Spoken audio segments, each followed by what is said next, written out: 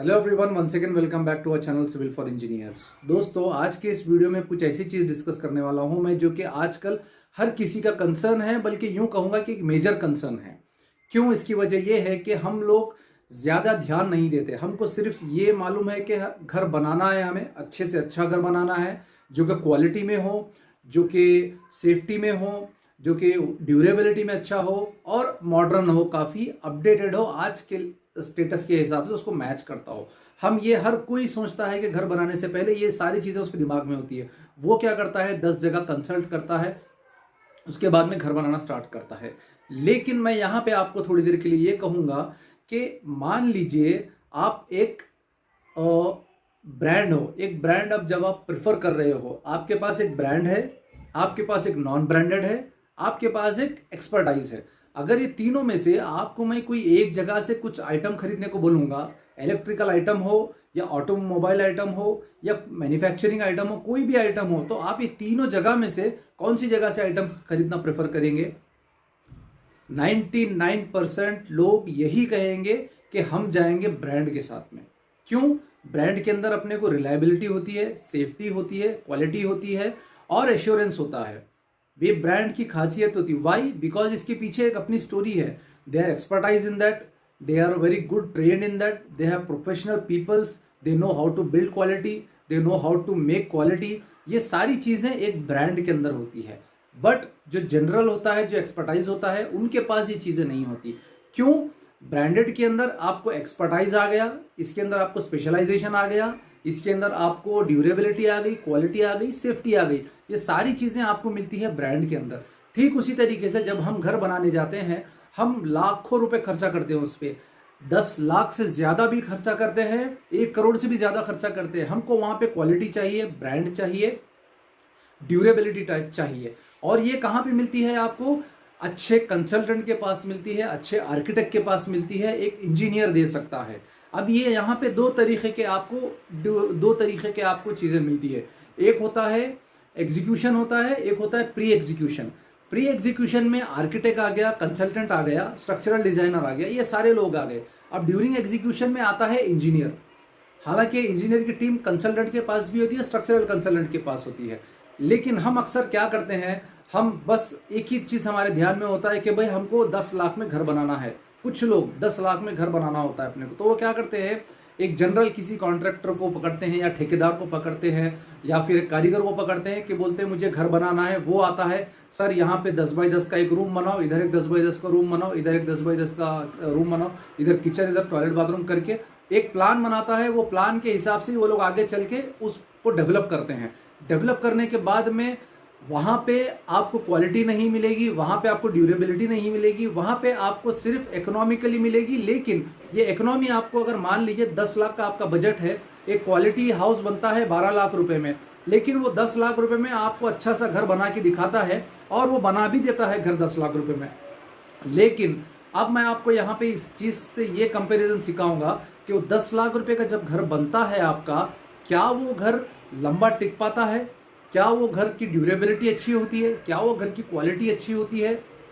ये मैं आपको यहाँ पे सवाल करूंगा। अब यहाँ पे दरअसल होता ये है कि कंस्ट्रक्शन इंडस्ट्री की एक बहुत बड़ी खामी ये है कि कंस्ट्रक्शन इंजीनियर हो या कंस्ट्रक्शन मटेरियल हो, कंस्ट्रक्शन इंडस्ट्री की एक बहुत बड़ी खामी ये होती है कि यहाँ पे आप सबसे ज्यादा नेगोशिएशन रेट्स में करते हैं। बल्कि करना चाहिए, क्योंकि रेट्स कंस्ट्रक्शन में बहुत ही इंपॉर्टेंट रोल प्ले करते हैं। डिपेंड्स अपॉन दी मटेरियल, कौन सा मटेरियल आप यूज कर रहे हो। आप अगर लो क्वालिटी मटेरियल यूज कर रहे हो तो कम में मिलेगा, हाई क्वालिटी यूज कर रहे हो तो ज्यादा में मिलेगा। अब यहाँ पे काम आती है नेगोशिएशन स्किल्स। तो यहाँ पे अगर आप कॉन्ट्रैक्टर या ठेकेदार या गुत्तेदार को लेके घर बनाते हैं तो वो तो घर बना ही देगा, 10 लाख में आपका घर रेडी हो जाएगा। लेकिन होगा ये कि 10 लाख रुपए का घर रेडी हो जाने के बाद में 1 साल के बाद वहां पर बहुत सारी लीकेजेस स्टार्ट हो जाती हैं। वॉल में डैम्पनेस आना स्टार्ट हो जाता है और क्रैक्स आना स्टार्ट हो जाते हैं। और जो भी एरिया, जो स्टील डिज़ाइन होता है, बारबेंडिंग डिज़ाइन होता है, शेड्यूल होता है, ये काफ़ी बैलेंस्ड वे में नहीं होता है। जबकि एक बिल्डिंग के अंदर हर चीज़ बैलेंस होनी चाहिए। आप एक घर बनाते हो, इसका मतलब आप अपने फैमिली की एक नींव रखने जा रहे हो, एक फाउंडेशन रखने जा रहे हो। सपोज कोई एक आदमी ने ग्राउंड फ्लोर घर बना दिया, तो वो घर बनाने के बाद में वो वहीं पे खत्म नहीं होगा, वो जनरेशन खत्म हो जाएगा, दूसरा जनरेशन उसके ऊपर बनाएगा, फिर एक जनरेशन उसके ऊपर बनाएगा, ऐसे ही मल्टीपल चलता जाएगा ऊपर। तो आप को फर्स्ट जो यूजर रहेगा, फर्स्ट जो यूज करेगा उसको, उसके ऊपर जिम्मेदारी बनती है कि उसको किस तरीके से ड्यूरेबल बनाए। हम चाहे तो एक कारीगर को लेकर भी घर बना सकते हैं, हम चाहे तो एक बहुत ही मामूली से गुत्तेदार को लेकर घर बना सकते हैं, एक ठेकेदार को लेकर भी घर बना सकते हैं हम, लेकिन हमको चाहिए एक क्वालिटी हाउस। उसके लिए इंजीनियरिंग प्रोफेशंस में इंजीनियर्स मौजूद हैं।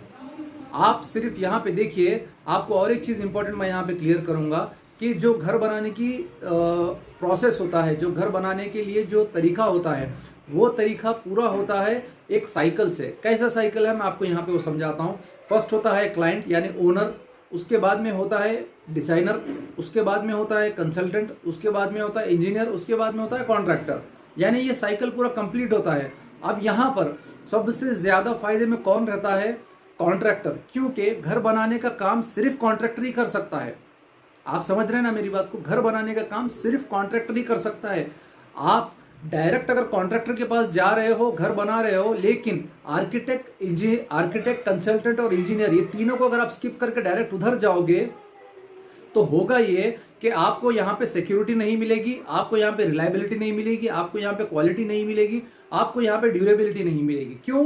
क्योंकि these three are the professions, architect, consultant, engineer, ये प्रोफेशनल है, प्रोफेशन पीपल्स है। इनको मालूम है किस तरीके से क्वालिटी को जनरेट करना है, किस तरीके से क्वालिटी क्यूब बनाना है, ड्यूरेबिलिटी किस तरीके से देना है, और ओनर की सेफ्टी किस तरीके से देखना है।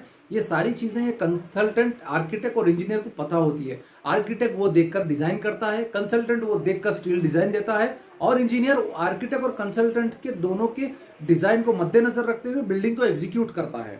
तो ये तीनों का काम होता है इसमें। लेकिन वो एग्जीक्यूशन करेगा कौन? कौन है उसका यूजर? वो है एक कॉन्ट्रैक्टर। अब यहां पे जब आप एक कॉन्ट्रैक्टर को काम दे रहे हो 10 लाख रुपए का, उसके अंदर बहुत से बहुत ज्यादा वो 1 लाख रुपए कमाएगा, 2 लाख रुपए कमाएगा एक बिल्डिंग के पीछे। लेकिन अगर आप ये तीनों को रख कर अगर काम देते हो, या फिर तीनों में से कोई एक को लेकर आप ये अगर काम देते हो, सबसे ज्यादा इंपॉर्टेंट होता है इंजीनियर, क्योंकि इंजीनियर ही एग्जीक्यूट करता है प्रोजेक्ट को। आर्किटेक्ट डिजाइन देता है, कंसल्टेंट डिजाइन देता है, इंजीनियर उसको एग्जीक्यूट करता है। आप अगर ये दोनों के पास से एक टाइम डिजाइन लेते हो, मान लो 2000, 3000, 4000 फीस देके डिजाइन ले लेते हो, ले लेने के बाद में अगर आप जाके डायरेक्टली अगर कॉन्ट्रैक्टर को काम देते हो, तो एग्जीक्यूशन में 100% गलतियां एग्जीक्यूशन में होती है। डिजाइनर की कोई गलती नहीं होती, कंसल्टेंट की कोई गलती नहीं होती। They are a office person, office में बैठ के वो लोग डिजाइन करते हैं, लेकिन उसको एग्जीक्यूट करता है इंजीनियर। तो इंजीनियर जो होता है सबसे अहम रोल, सबसे इंपॉर्टेंट रोल इसका होता है, क्योंकि ये साइट पे एग्जीक्यूट करता है, ये वहां पर बनाता है उस चीज को। तो सबसे ज्यादा क्वालिटी का जो रिस्पॉन्सिबिलिटी होती है, उसकी जो डिमांड, उसकी जो डिपेंडेंसी होती है, वो होती है इंजीनियर के ऊपर। तो जब एक ओनर आर्किटेक्ट, कंसल्टेंट, इंजीनियर को छोड़ के डायरेक्ट कॉन्ट्रैक्टर के पास जब जाता है, तो ये सारी चीजें वहां पे शट डाउन हो जाती है। इन रिजल्ट क्या होता है? आपको मेंटेनेंस एक्टिविटीज आ जाती है बिल्डिंग में। तो अगर हम आर्किटेक्ट से डिजाइन लेंगे या कंसल्टेंट से डिजाइन लेके हम अगर इंजीनियर को बीच में रखते हैं, कितना खर्चा आता है इंजीनियर का? लोग बहुत डर जाते हैं। साहब इंजीनियर बोलते हैं नहीं, इंजीनियर को हम नहीं रखेंगे बीच में, साहब हम आर्किटेक्ट को नहीं रखेंगे, हम कंसल्टेंट को नहीं रखेंगे, हम खाली ड्राइंग लेंगे, हमारा एक ठेकेदार होगा, उसको दे देंगे, वो ठेकेदार बना के हमारे को दे देगा, बना के देगा ठेकेदार आपको। अरे भाई, लास्ट में काम ठेकेदार को ही करना है। इंजीनियर, कंसल्टेंट, कॉन्ट्रैक्टर, आर्किटेक्ट थोड़ी आके काम करने वाला है। काम तो कॉन्ट्रैक्टर ही करेगा ना। आर्किटेक्ट थोड़ी आके माल मिलाएगा, आर्किटेक्ट थोड़ी आके दीवार उठाएगा, आर्किटेक्ट थोड़ी आके कंक्रीट बनाएगा, कंसल्टेंट थोड़ी बनाएगा। ये वो लोग नहीं करेंगे, ये काम तो कॉन्ट्रैक्टर ही करेगा। तो आपको ये समझना चाहिए कि ये दोनों से जब हम काम ले लेंगे, इनका जो ड्राइंग देने का, स्टील डिजाइन देने का प्रोसेस हो जाएगा, साइड पे जो एग्जीक्यूट करेगा इंजीनियर करेगा ना। इंजीनियर को मालूम होगा कि भैया कितना, कौन सा कितना प्रोपोर्शन डालना है, सीमेंट में रेती कितनी डालना है, कंकर कितना डालना है, ये सारी चीजें इंजीनियर को ही मालूम होंगी ना। ये इंजीनियर ठहर के जब आप काम कराएगा, तो आपकी बिल्डिंग क्वालिटी में भी होगी, सेफ्टी में भी होगी, ड्यूरेबिलिटी में भी होगी। ये कब होगी? अब बहुत सारे ठेकेदार लोगों को इसमें गुस्सा आ जाएगा, अरे हम बनाते हैं तो हमारी भी बिल्डिंग रहेगी क्वालिटी में। आपकी बिल्डिंग क्वालिटी में रहेगी, बिल्कुल रहेगी, लेकिन इंजीनियरिंग का एक कॉन्सेप्ट है। अगर आप चाहे तो किसी से भी पूछ लीजिए, जब कोई बिल्डिंग पूरे 3 सीजन्स क्रॉस करती है, उसके बाद में उसका रिजल्ट आता है। तो एक इंजीनियर आर्किटेक्ट कंसल्टेंट ये देख के ही डिजाइन करता है। 50 ईयर्स ऑफ लाइफ, बिल्डिंग का 50 साल का लाइफ जो होता है उसको देखकर डिजाइन करता है ये, और एग्जीक्यूशन भी उसी के तहत होता है। तो यहाँ पे ये बोलना चाहूंगा मैं आपको, एक 30-40 प्लॉट के साइज की जो बिल्डिंग है उसमें अगर एक कॉन्ट्रैक्टर काम करता है तो उसकी लागत होती है लगभग 1 लाख से 1.5 लाख रुपए उसका फायदा होता है। सेंटरिंग कॉन्ट्रैक्टर आ गया उसमें, या ठेकेदार आ गया, जो भी आ गया उसके अंदर, ब्रिक वर्क, प्लास्टर, ये सारी एजेंसीज अगर आप मिलाएंगे तो सबका परसेंटेज अगर आप ऐड करेंगे तो ऑलमोस्ट आप 2 से 2.5 लाख रुपए उनकी इनकम हो जा रही है इसमें, यानी 4 महीने में रेडी होने वाली बिल्डिंग।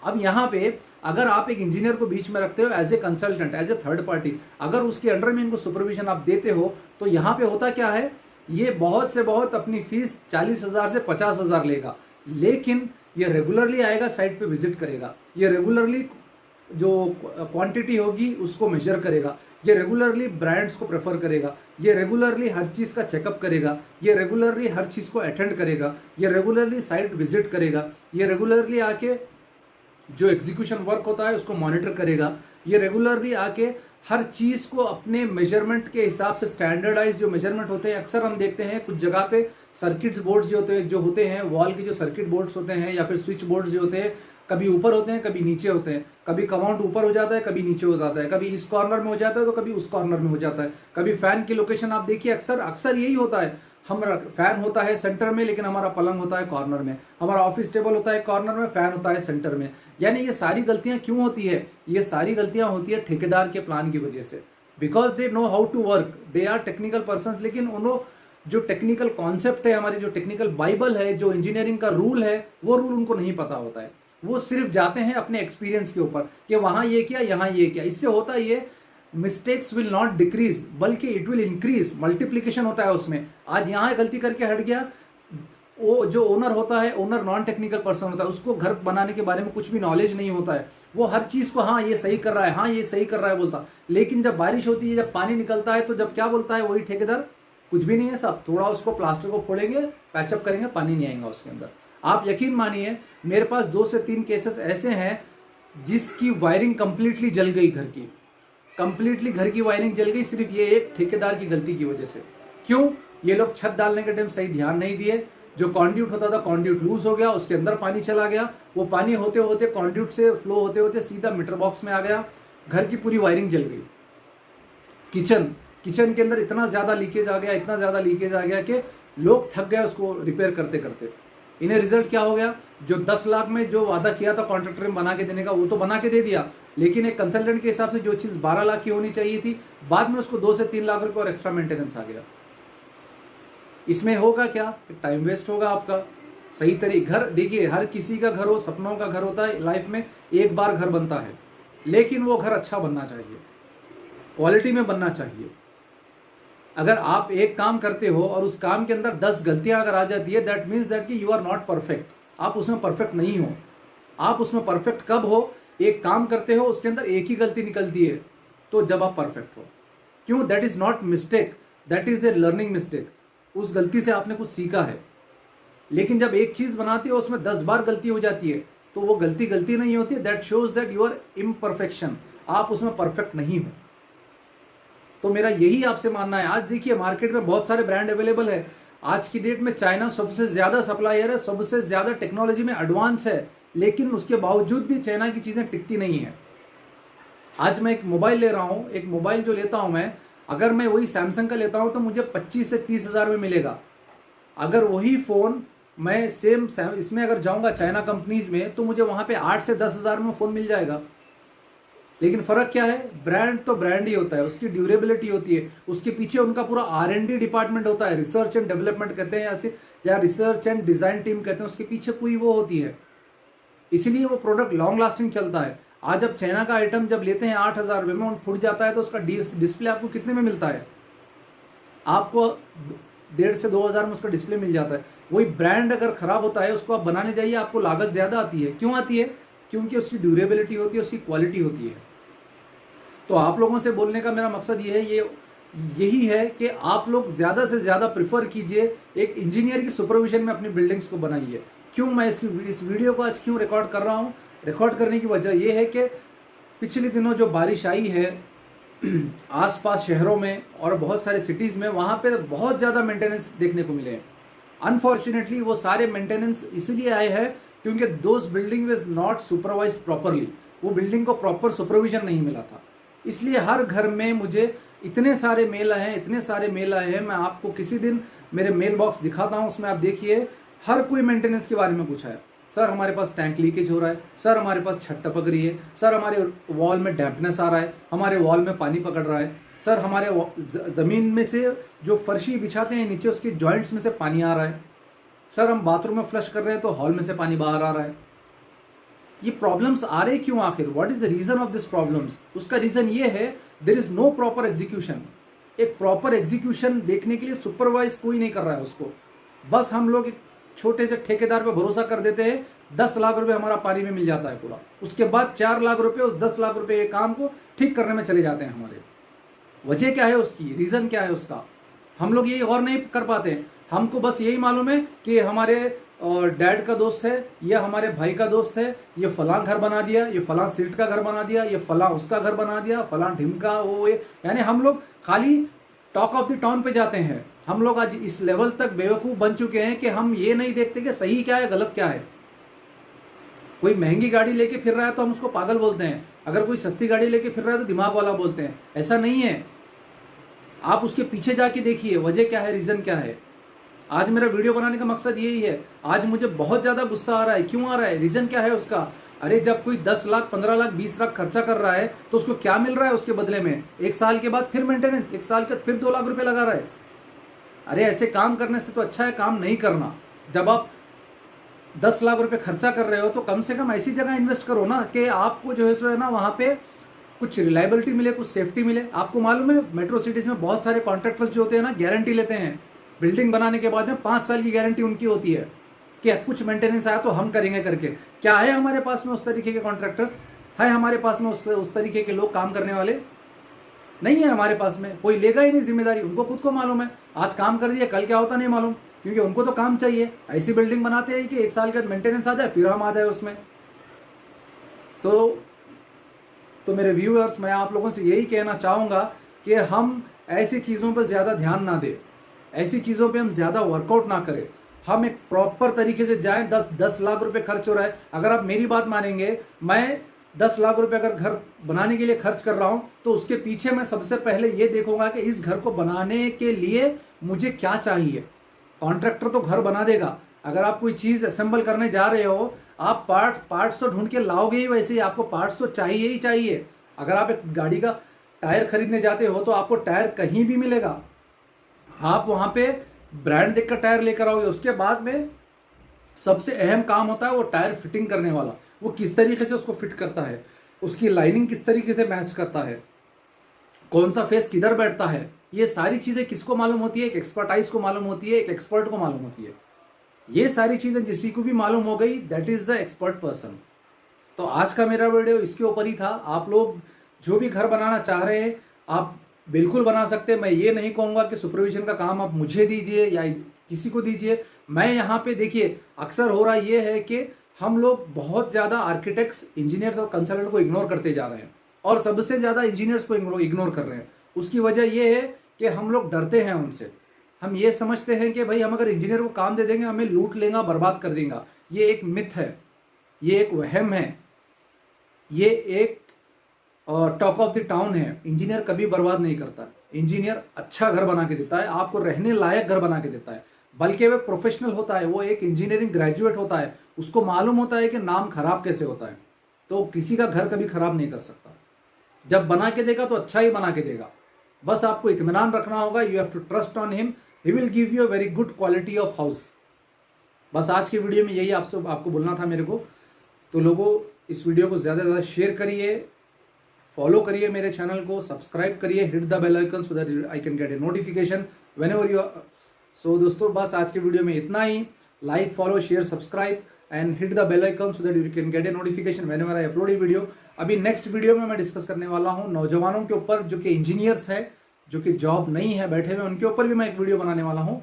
तो आप लोगों से तब तक मेरी यही रिक्वेस्ट है, इस वीडियो को शेयर करिए। और हाँ, ठेकेदार पे कभी भरोसा मत करिए, एक इंजीनियर पे भरोसा कीजिए। जो आपका घर बना सकता नहीं बल्कि आपका एक मकान बना सकता है। तो तब तक के लिए बहुत सारा धन्यवाद। Thank you very much and bye bye.